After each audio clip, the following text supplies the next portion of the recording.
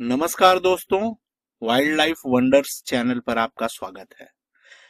चलिए आज बात करते हैं एक ऐसे जानवर की जिसके नाम पर आजकल काफी चर्चाएं हैं। वाइल्ड बोर यानी जंगली सुअर। अक्सर सुनने में आता है कि वाइल्ड बोर भारत में एक समस्या बन रहा है, लेकिन दोस्तों क्या वाकई वाइल्ड बोर सच में समस्या है या कहानी कुछ और है? सबसे पहले थोड़ा इस जानवर को समझ लेते हैं। वाइल्ड बोर, जिसे वैज्ञानिक भाषा में सुस स्क्रोफा कहा जाता है, ये सुइडेई फैमिली का सदस्य है। अब इसकी उत्पत्ति को लेकर वैज्ञानिकों के बीच भी मतभेद है। कुछ कहते हैं इसके पूर्वज यूरेशिया से यहाँ माइग्रेट होकर आए, कुछ का मानना है नहीं, एशिया ही इनका मूल स्थान है। खैर, हम वैज्ञानिक बहस में नहीं पड़ने वाले हैं, वैज्ञानिक इसे हमसे बेहतर जानते हैं। खैर, अब आते हैं भारत की सरजमीन पर। भारत में आमतौर पर दो तरह की स्थिति देखने को मिलती है। यूं तो तीन तरह की परिस्थितियां होती हैं पिग्स को लेकर के, लेकिन अगर डोमेस्टिक पिग्स यानी जो पालतू सुअर होते हैं उनको छोड़ दें तो दो तरह की स्थिति देखने को मिलती है। पहला है वाइल्ड बोर, यानी कि जो असली जंगली सुअर है, और दूसरा है फेरल पिग। और दोस्तों, यहीं से शुरू होती है असली कहानी। दरअसल जो वाइल्ड बोर है यानी कि असली जंगली सुअर है, यह जंगल का जानवर है, घने जंगलों का। अगर इसकी बनावट पर आप ध्यान दें तो इसके पैर जो हैं कंपैरेटिवली लार्जर होते हैं, इनका थूथन लंबा होता है और शरीर पर घने खुरदुरे बाल होते हैं। रंग जो है इनका ब्राउन होता है, कहीं कहीं डीप ब्राउन होता है तो कहीं कहीं लाइट ब्राउन होता है। इनका व्यवहार अगर देखें तो इंसान को देखकर ये अक्सर भाग जाता है। मानव उपस्थिति यानी ह्यूमन प्रेजेंस से ये डरता है। यह ताकतवर जरूर है लेकिन बेवजह झगड़ालू नहीं है।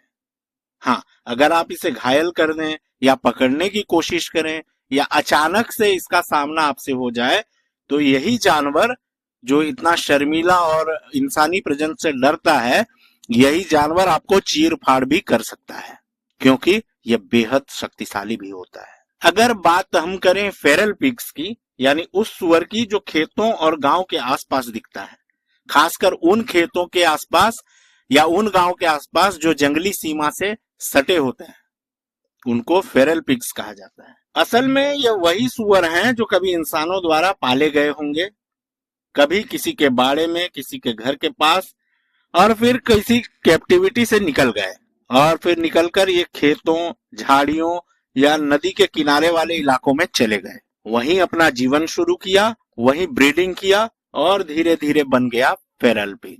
अगर इनकी पहचान की बात करें तो वाइल्ड बोर के कंपेयर में इनका आकार भी छोटा होता है और कलर्स जो हैं वो मिक्स्ड कलर्स होते हैं, काले, सफेद, चितकबरे। शरीर पर कम बाल होते हैं या अलग प्रकार के बाल होते हैं। व्यवहार अगर आप इनका देखें तो वाइल्ड बोर की तुलना में ये इंसानों से कम डरते हैं और अक्सर ज्यादा चिड़चिड़े होते हैं। फेरल पिग्स में एक खास बात देखी जाती है, इनको इंसान का उतना डर नहीं होता और यही कारण है कि कई इलाकों में इनके हमलों की खबरें ज्यादा मिलती हैं।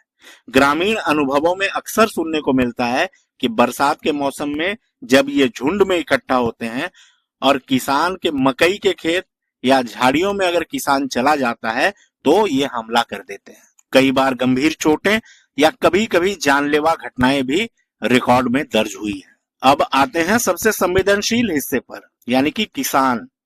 फेरल पिग्स द्वारा फसल नुकसान, रात में खेतों पर हमला, मकई, धान, सब्जियां आदि की फसलें बर्बाद इन फेरल पिग्स के द्वारा की जाती हैं। लेकिन फिर वही सवाल, क्या हर बार दोष हम असल वाइल्ड बोर को दे देते हैं? यानी कि रिकॉर्ड में दर्ज किया जाता है वाइल्ड बोर के द्वारा ये क्षति की गई है, लेकिन दरअसल में क्षति करने वाले जो होते हैं वो फेरल पिग्स होते हैं। भारत में वाइल्ड लाइफ प्रोटेक्शन एक्ट 1972 के तहत सुस स्क्रोफा जो है, ये साइंटिफिक नेम है इन पिग्स का, इसको शेड्यूल 3 में रखा गया है।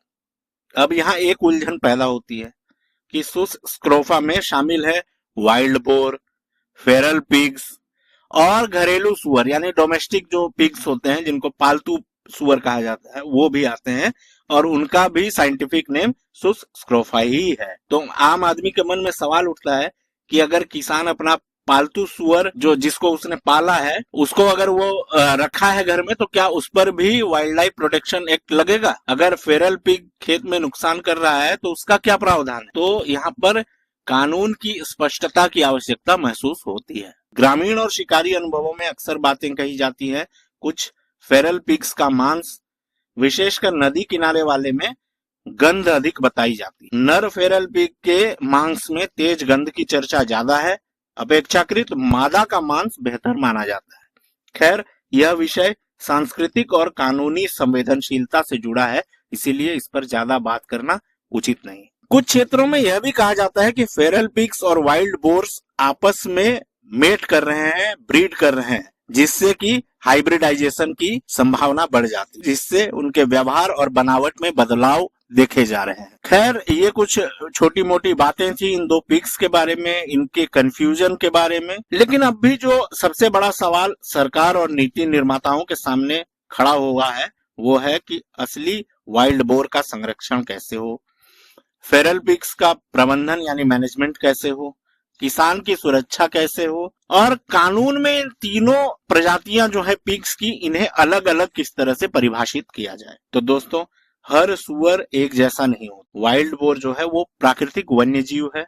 फेरल पिग जो है ये मानव वन्य जीव संघर्ष का सबसे प्रमुख कारण है, और इन सबों के लिए हमें समाधान चाहिए, वैज्ञानिक आधार पर, संतुलित नीति के तहत, और किसान और वन्य जीव दोनों के हित में। तो अगर आपको यह वीडियो जानकारीपूर्ण लगा हो तो हमारे इस वीडियो को लाइक करें, दोस्तों के साथ शेयर करें, और हमारे चैनल को सब्सक्राइब जरूर करें, और आपकी राय कमेंट सेक्शन में जरूर साझा करें। मिलते हैं किसी दूसरे वीडियो में, तब तक के लिए मुझे इजाजत दीजिए। नमस्कार, जय हिंद।